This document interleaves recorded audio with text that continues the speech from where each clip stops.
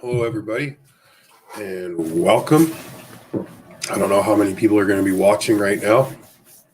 I didn't really plan the show out. I was kind of just laying in bed, couldn't sleep.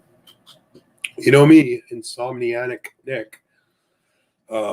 Just bored, and I figured I would do a stream. So hopefully some people join. Oh, hello, Daniel. Long night of cooking in a steakhouse. Oh, that sucks. I used to be a cook. It's hard work, so I'll give you that, bro. Definitely hard work. Cooking ain't easy. Hot, sweaty kitchen, fast paced. What do? Are you line cook, sous chef, head cook? Even worse.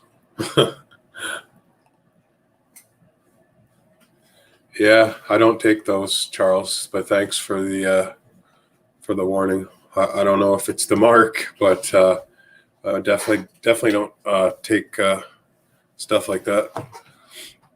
After reading the ingredients on them, you can go down to like the pharmacy and ask for a list of ingredients and like flu shots and stuff. And I don't know.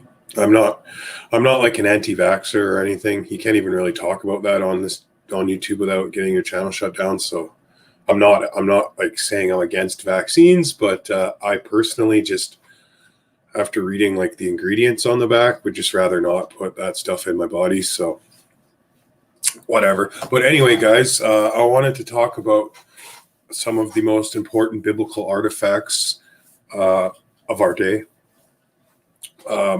which are being held at the Museum of Jerusalem, of course, in Jerusalem, Israel. I mean, there's a few artifacts, but I just will talk about 10 of them. I don't know how much time we have tonight here. Maybe I'll put my email up on the screen in case anyone wants to join the conversation, as I usually do.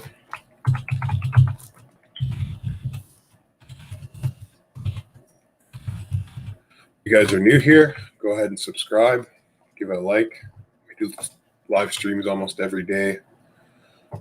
End times news videos, basically anything, not only biblical Christian related stuff, but I am a Christian, and it is a Christian centered channel.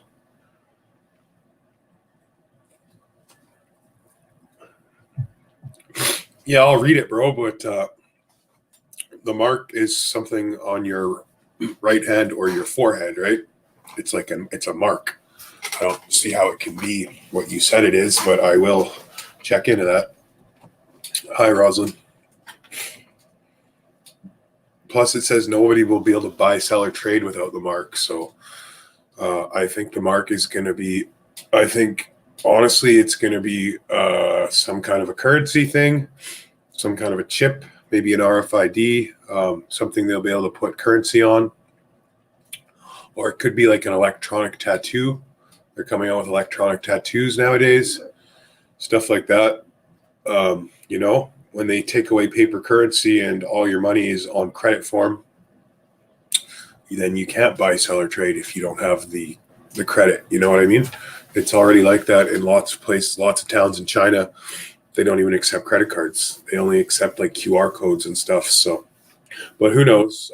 I'm not claiming to be an expert by any means. So no idea is a bad idea, I guess. But thanks, Charles. I'll definitely. I like the New King James, but I'll read. I'm not a King James onlyist, that's for sure. But I definitely will read Revelations 13, 14, 17 again. I've read it a few times, but I'll give it another look. Thank you for that. The New King James was translated from the exact same manuscripts as the King James, as you know. They just took out the these and thous. I don't want to get into a whole King James debate, but you do know that Darius Jar, he wrote 5 volumes of the King James, right? And they all differ. All 5 volumes differ. And actually, he had to write his friend Bombasius in Rome because he was missing verses. He only had like 4 manuscripts that he wrote that entire Bible from, and he had to actually borrow verses from the Latin Vulgate straight from the Roman Vatican. So like that's actual history. So a lot of King James onlyists, they like to leave that out, but yeah, there's a few verses in your Bible that are taken directly from the Latin Vulgate straight out of the Vatican in Rome from Bombasius. So, you know, Desiderius Erasmus actually wrote his friend in the Roman Vatican and was like, hey, I'm missing these manuscripts. Can you help me out? And that's why you find verses in the King James like the Coniohonian that don't exist in any other Bible, you know? So I'm not saying I'm against the King James, but I'm definitely not a King James onlyist. That's for sure. I don't think it's like the only infallible, perfect, inspired Bible. That's for sure. Like to say that there's been no Bible that's ever been inspired until King James from Scotland, who became the King of England in whatever 1600 and wrote the Bible in 1611 with Anglican translators, by the way, and made the only perfect Bible. It's kind of like no. But if that's your opinion, that's fine. I don't think there's anything wrong with the King James. Like I said, I'm just not a King James onlyist. I really love the New King James. I like the ESV. I like the EOB too. It's a good version. Not a big fan of a few versions. I don't really like most of the newer versions, but yeah. Anyway, guys, let's talk about 10 of the greatest biblical artifacts ever found at the Bible Lands Museum in Jerusalem. I will share the screen. I didn't hear that, Charles. No, but I don't doubt it. I don't doubt it.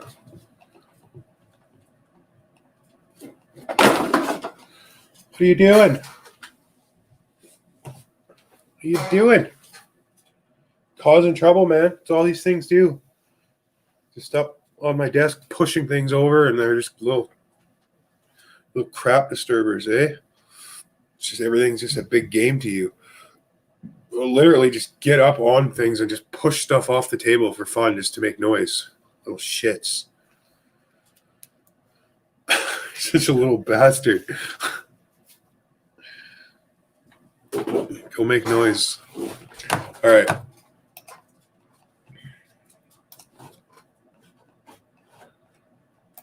Let's bring up this screen here. Sorry, guys. I didn't really plan out this show, so there's not too many people watching. Like I said, I was just bored. I couldn't sleep. I have insomnia. I was just laying in bed, and I just I just figured I would do a show, so I didn't really plan it out or anything. So I'm surprised that there's people that even showed up. So thank you guys for coming. Hi, Rosalind. Hi, Nick. What time is it where you're at sunset? It's just half past midnight, 12:25 a.m. right now.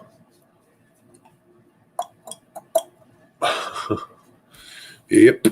It's crazy, eh? Australia. It's probably a different day there, too. It's Sunday, April 25th here. It's pretty amazing how big the planet is, how it can be like different days and different times on different parts of the globe. It's a massive, massive, amazing world. All right, guys. So,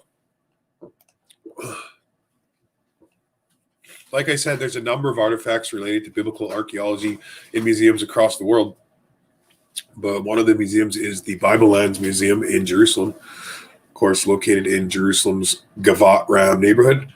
The Bible Lands Museum in Jerusalem houses one of the world's most important collections of biblical artifacts. Excuse me. The collection was begun by the late Eli Burowski in 1943 and first opened to the public in 1992. The thousands of artifacts provide an informative introduction. Of course, we're going to go over about 10 of the most important ones. We don't have time to go over all of them. The thousands of artifacts provide an informative introduction to the peoples and places of the Bible. That's one thing I really like about being a Christian is we have truth on our side, you know. We have so much evidence of the Bible. The Christianity is definitely not a religion of blind faith. There's like it says in the Bible to test all things, and there's so much stuff that backs up the Bible. It's not just like atheists or naysayers like to say, oh, all you guys have is a book. Like, I don't believe what a book says. It's like, first of all, to say the Bible is just a book shows just how ignorant you are of your education, its history, everything. Like, the Bible is not a book. It's like a historical account of pretty much the world. Hey, Daniel, good to see you, bro. I was worried about you. Haven't seen you for a couple days. How you doing?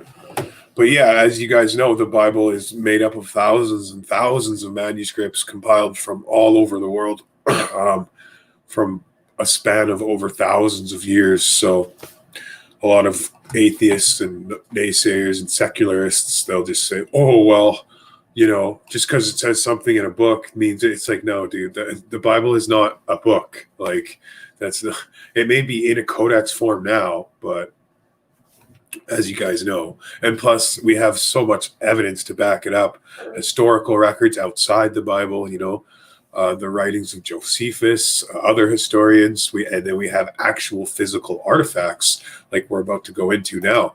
So that's one thing I really love about being a Christian. So like I said, the thousands of artifacts provide an informative introduction to the peoples and places of the Bible.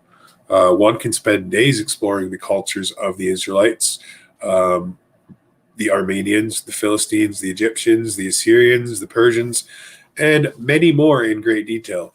Biblical quotes are located throughout the galleries to place the Bible in its historical context. This is one place I really want to visit in my life is Israel, Jerusalem.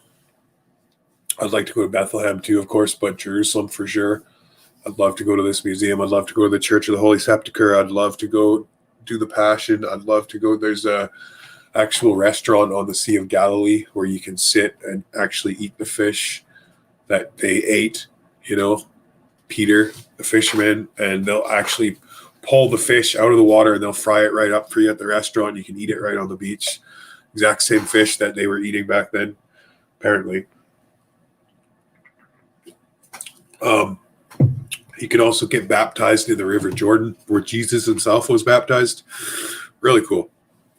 Really cool stuff that I'd really like to do there in my lifetime before I get too old. Of course, they don't know if it's the exact location where Jesus was baptized, but they got it pretty close, right? Like the same river, same area. So pretty cool. Definitely pretty cool.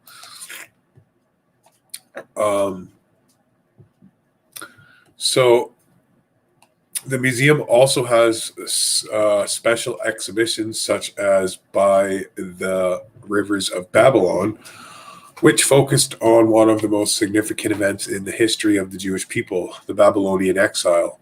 So below are 10 of the museum's many wonderful biblical artifacts listed in no particular order.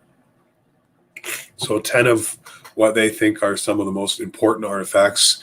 They're not like I said, they're not listed in an order of like any particular order. I almost think the first one here is like the most important one, but we'll see as it goes on. So the first one here is called the Yahweh Sabbat inscription. Let me click on that and see if that enlarge it for you guys a bit so you can take a look at it. Really, really cool. It's got the tetragrammaton on it, which is, what we read as Yahweh. It's actually unpronounceable in English, but they think it says Yahweh, so people just call it Yahweh. But yeah, this is actually from the year 800 BC.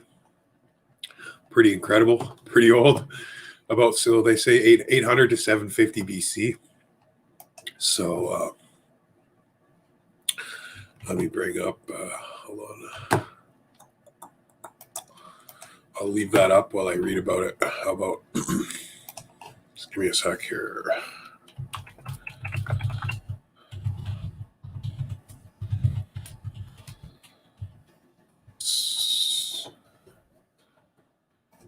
Okay, so the Yahweh Yahweh Sabaoth inscription. The limestone inscription from a burial cave in Judah, like I said, from about 800 to 750 BC, is written in Paleo-Hebrew script, which is ancient Hebrew. And it reads, "Cursed be Haggaf, son of Hagabah, by Yahweh Sabaoth."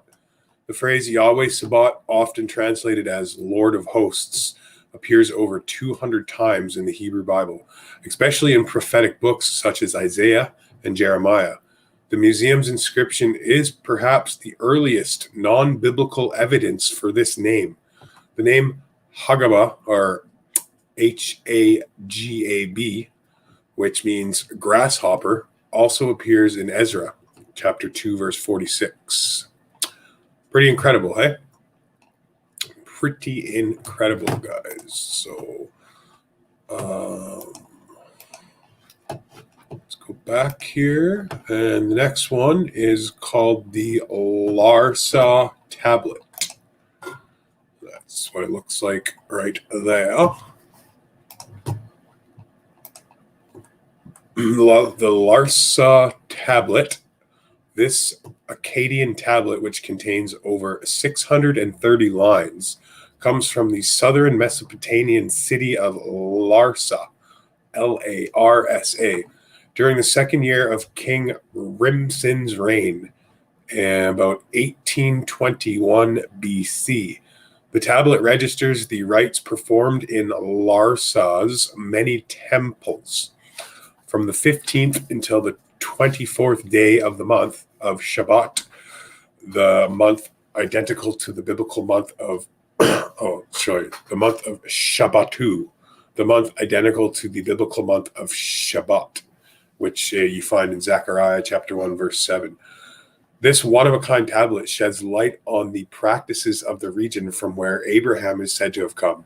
For example, on the 16th day of the month of Shabbatu, a cloak, a bright linen, and a male slave were given to Iniki, the god of wisdom and the creator of humankind. It'd be pretty cool to be an archaeologist, wouldn't it? The next artifact we're going to talk about, guys, is called the quadrilateral Darius Jar. Pretty hard to pronounce that. That's what it looks like. I saw you're live. Just wanted to stop in and say hi. Oh, good. You're out of the hospital. Cool, man. I'm glad you are. It's good to hear.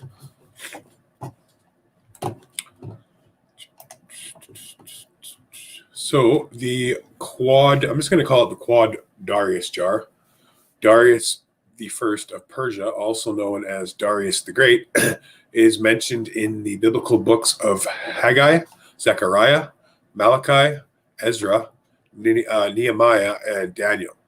The museum has a Persian calcite jar with 4 inscriptions that praise Darius in 4 different languages. One more language than the Rosetta Stone. That's cool. The Old Persian, Elamite, and Akkadian inscriptions read Darius, great king, and the Egyptian hieroglyphs. Sorry, you know what I'm trying to say. Read King of Upper and Lower Egypt, Lord of the 2 lands, Darius living eternally. Year 36. Coincidentally, the 36th year of Darius' reign, about 486 BC, was also his last. I always find it amazing how people are able to interpret languages, you know?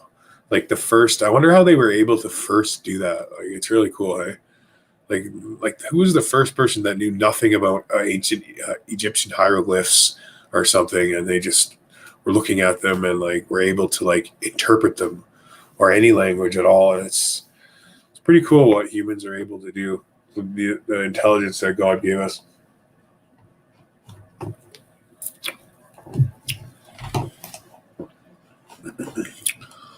Alrighty, so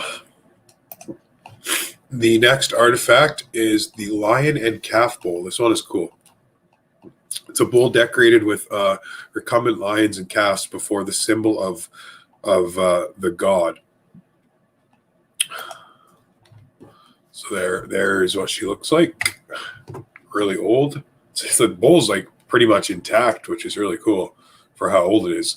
So according to Isaiah's prophecy of peace, the wolf shall dwell with the lamb, or the lion with the lamb, depending on what translation you read. The leopard shall lie down with the kind, and the calf and the lion and the fatling will dwell together. On the museum's unique serpentine bowl from southern Mesopotamia, 3300 to 2900 BC, really old bull. Lions and calves are depicted lying down peacefully, one after the other. The animals are crouched before a bundle of stylized reeds, not shown on the bowl, or not shown in the picture, I guess, much like the reeds carved into a door at the base of the ziggurat of Anu, one of the oldest and most important Sumerian gods. So yeah, it's pretty amazing. Like that, the whole bowl is intact. It's from 3300 BC. Like that's so old, man. It's amazing. Next, we have an artifact called Relief of Ark-like Image. So let me bring this up. There it is. It's cool, hey, these ancient stone tablets, you can see the ancient Israelites, the way they're depicted on them. They have like unique features. I like to use these when I'm debating Black Hebrew Israelites, because the Black Hebrew Israelites claim that they are the true Israelites, but I mean, the features that these guys have are completely different from African features. You know, it's irrefutable. Like, these are actual ancient stone depictions. This is from 3300 BC, and as you can see, I'll zoom in. Like, you can see like the nose, the lips, like the facial features are totally different than the way they depicted Africans back then. You can find stone tablets with the Africans depicted on them completely different. So it totally refutes the whole Black Hebrew Israelite thing, but they claim that they are the true Israelites, and the Israelites there now are imposters, and it's just no. Hello, Margaret. Blessings to you too. It is amazing, isn't it? So let's read a little bit about this. According to the Exodus, the Ark of the Covenant was a rectangular box. Like, yeah, you can see the covenant right on it. It's like they're carrying the Ark of the Covenant, right? It's pretty cool. So according to Exodus, the Ark of the Covenant was a rectangular box carried on poles. The museum has a ballast relief from Ar-Salantosh, which is northern Syria, or ancient Haduat, from 800 to 750 BC, which depicts two men carrying a rectangular box on poles. Notice the buckets, which are found in a number of Assyrian ritualistic reliefs, and suggest that the men might be priests. See how they're carrying buckets? Two key differences between this image and the biblical description is that the Bible's ark had its poles at its base, not its top, and that the Bible's ark had two poles and not one. So yeah, it says this is showing two tribute bearers carrying a container on a pole and buckets in their hands. Pretty amazing. So like I said, guys, these are in no particular order. I kind of think the first one that I showed you was like the coolest one. You remember that one?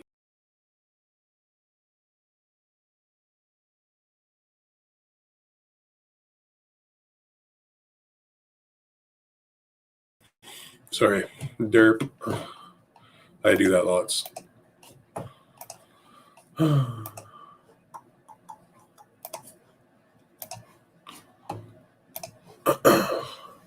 The first one, you remember?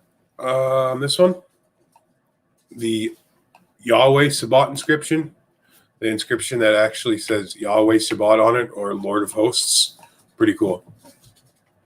Anyway, where were we? We were on this one, the Jonahsarcophagus. To zoom in a bit for you to see that one. No, zoom in too much.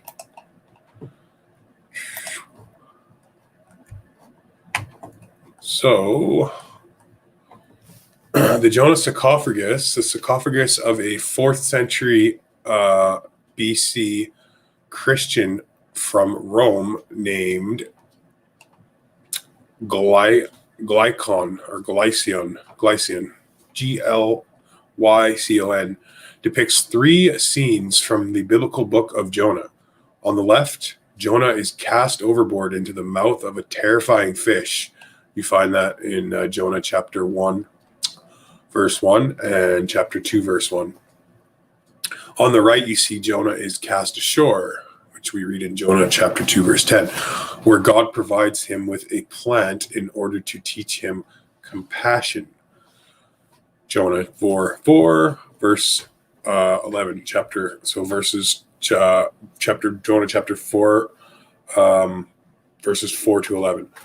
According to Matthew chapter 12, verse 40, Jonah is an analogous to the resurrection. For as Jonah remained in the belly of the sea monster for 3 days and 3 nights, so will the Son of God be in the heart of the earth for 3 days and 3 nights.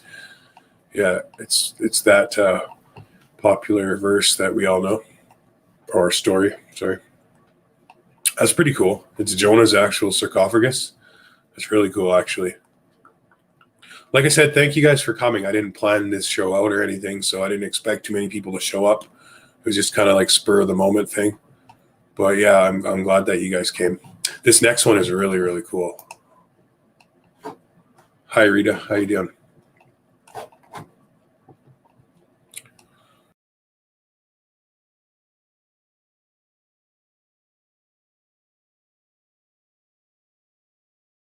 I can't believe I did that again. It's because I can't see my screen is all messed up.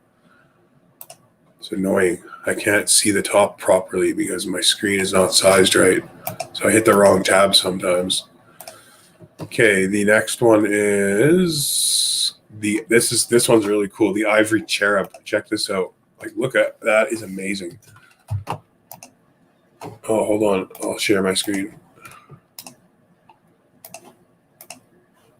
Look at that. Artifact's like intact fully pretty much. Like, that's an amazing find.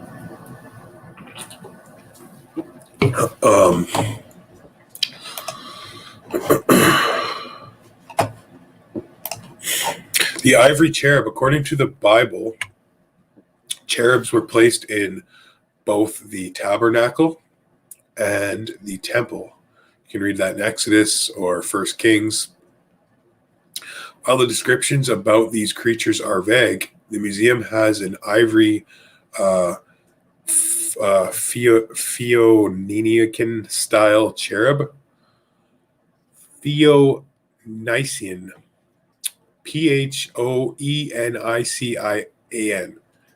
Phoenician style cherub from Arcelian Tash, or northern Syria, ancient Habudat, from about 850 to 800 BC.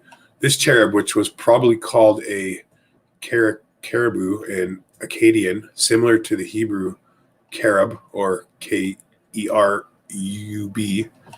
I don't know how to spell it in Hebrew, was most likely used to decorate a chair, perhaps the throne of the Hazael, king of Damascus, which is mentioned in the books of Kings, Chronicles, and Amos.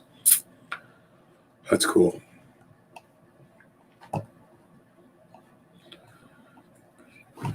The crystogram sarcophagus, which we have next. Bam. Bam. Whoa, that one's sweet, eh? Look at the detail in that thing. So cool.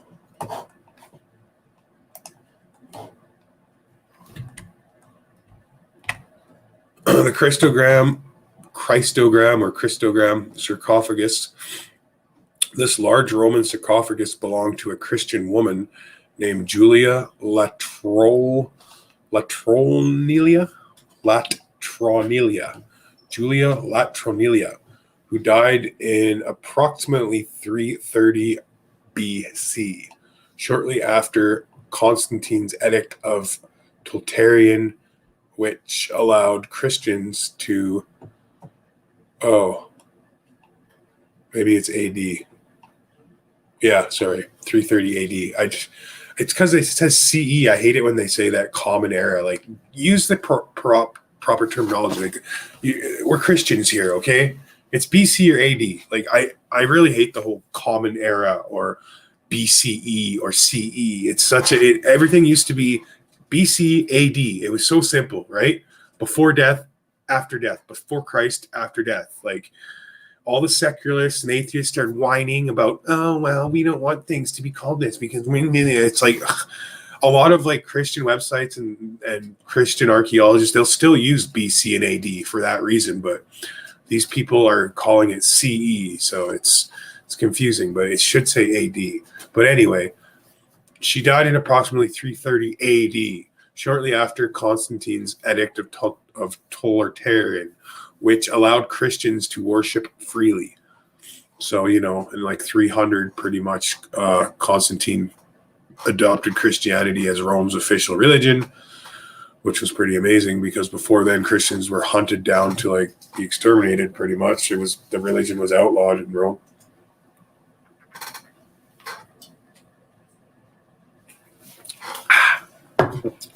So the sarcophagus depicts a number of Hebrew Bible and New Testament scenes. Example, Abraham's near sacrifice of Isaac is on here in Genesis 22.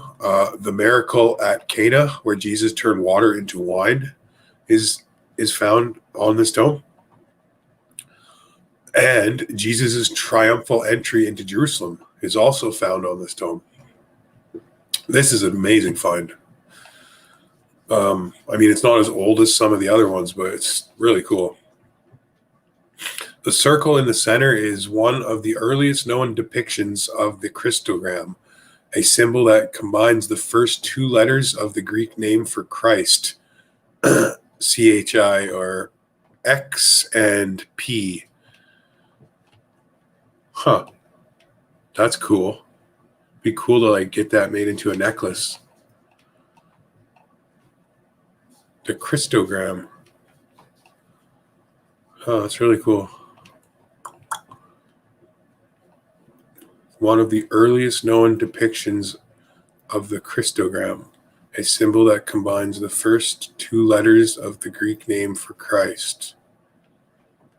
That's cool. So next we have the Rab Shaku Stella. I wish David was on right now. He's a Jew and he reads and speaks Hebrew. He'd be able to help me pronounce these a lot better.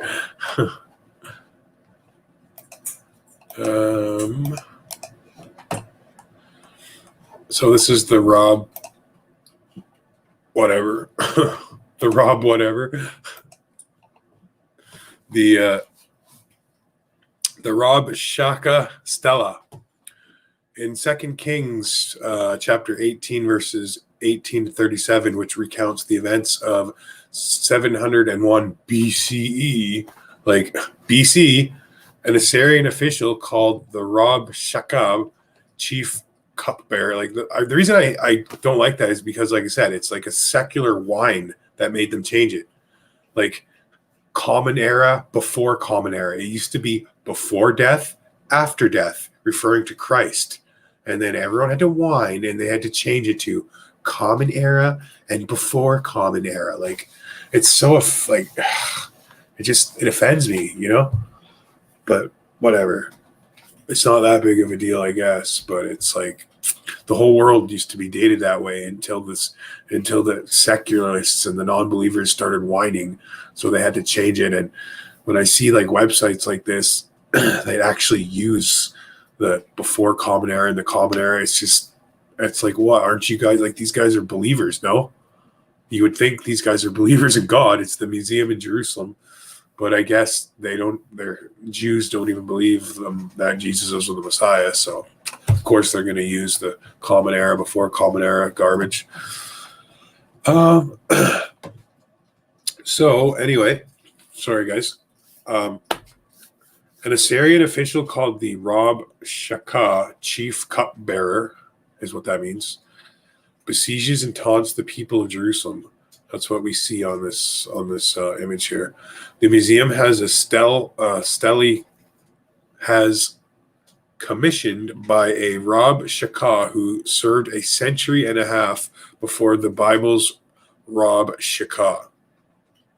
The museum has a stele commissioned by a Rob Shaka who served a century and a half before the Bible's Rob Shaka. Okay. Approximately 859 to 825 BCE, during the reign of Shalmaneser III.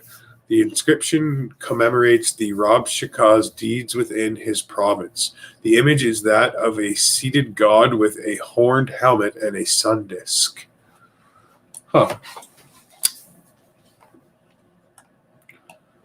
Next, we have an artifact called the Nile Boat.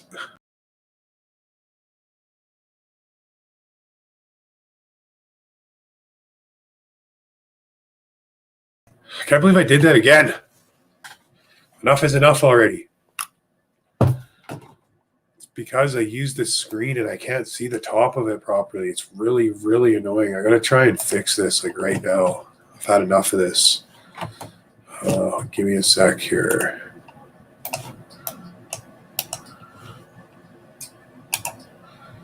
Display.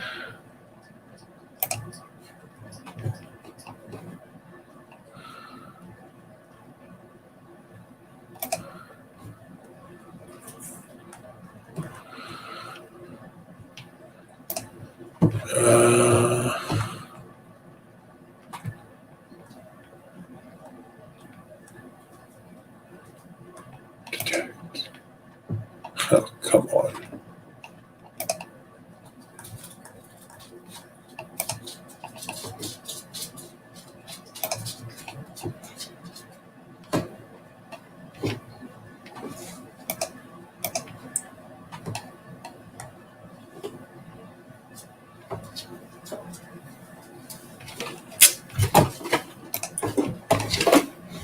I don't know if that fixed it.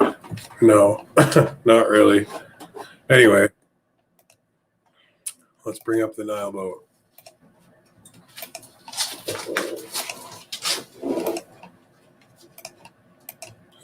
No, that's not it.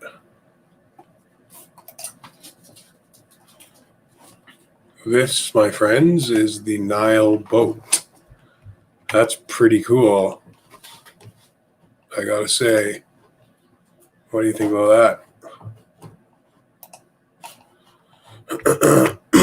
The Nile Boat plays a prominent role in the Hebrew Bible, especially in the Exodus story. The Pharaoh of Joseph dreams of cows at the river. Nice dream, eh? Dreaming of cows. Dreams of cows at the river.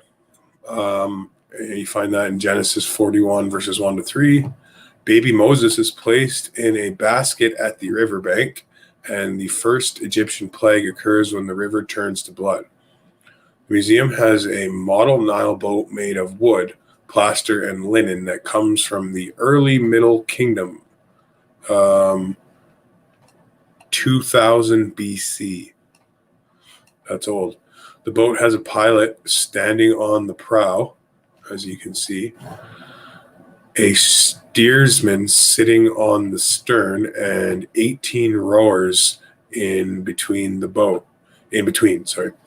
is currently equipped for sailing downstream north, but would have also had sails to travel upstream.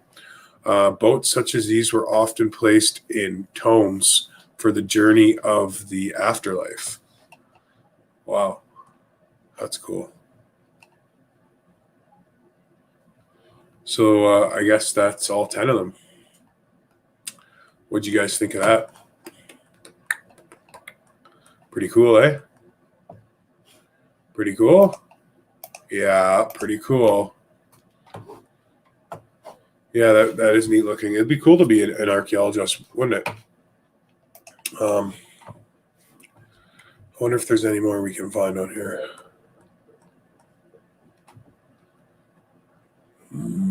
Fruit in the Bible, the 10. Oh, let's check that out. Oh, we could do that another show on that, actually.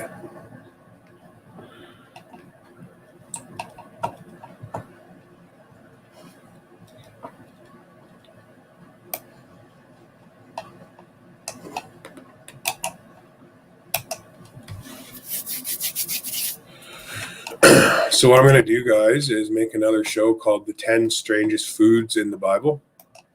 And you're welcome to join.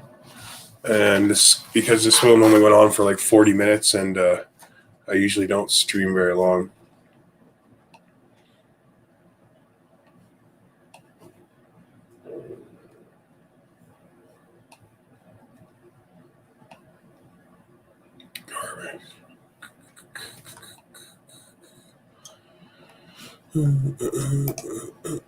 Just give me a sec here. I'm going to create another video.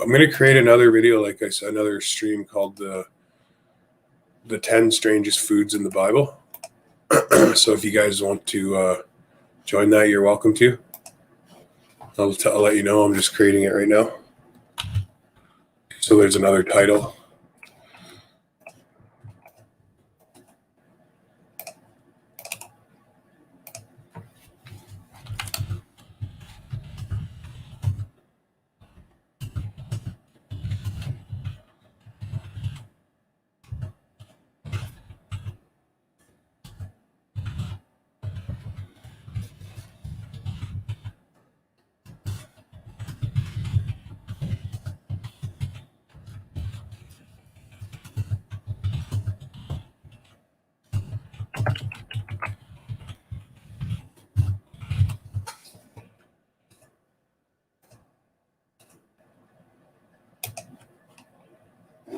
Schedule for 1:05 a.m., which is in like 5 minutes.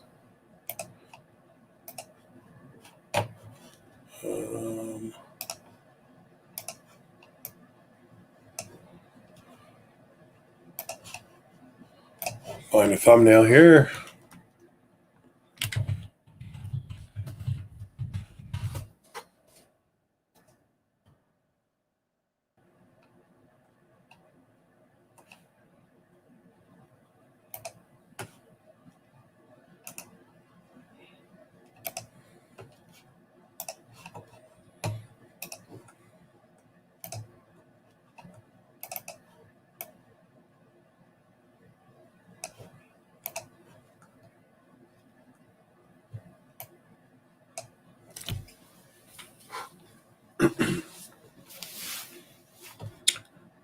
Okay, guys, so I just created the show. Go ahead and join if you want.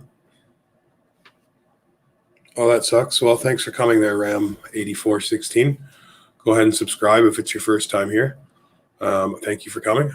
And I'm about to start another show right now called The 10 Strangest Foods in the Bible. You guys are all welcome to float over to that room. It's already up, so I will meet you guys there. So thank you guys for watching. God bless everybody. If you guys are new here, please subscribe and give the video a like. And we'll see you next time. God bless, guys. Good night.